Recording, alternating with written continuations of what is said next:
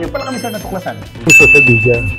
Ang dami ko na kasi naging bad experience kasi dating contractor ko, parang di ako nakasikaso. Talaga nagharap ako ng isang contractor na alam kong makakatulong sa akin. Nakita ko yan, yung pool guy, pinanonood yung mga video nyo yan.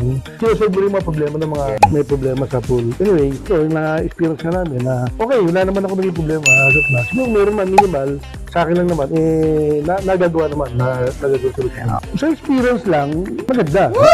Unexpected na problem na pagtawag ko, binigay ka mo kagad ako, which natutuwa naman ako. Yes. Kasi sabi ko nga, ngayon lang nagtatest ko na yung pool guy, tsaka ikaw nga, okay, kumbaga as partner, maganda. Naging long-term yung relationship natin dito. Kasi marami kayong mga pinagawa pa sa aming iba. Marami.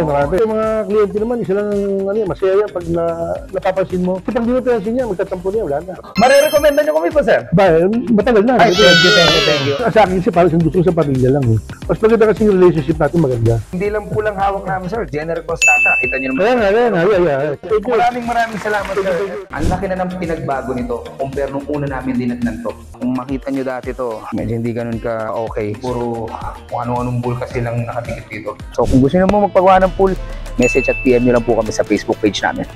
Thank you and have a good day.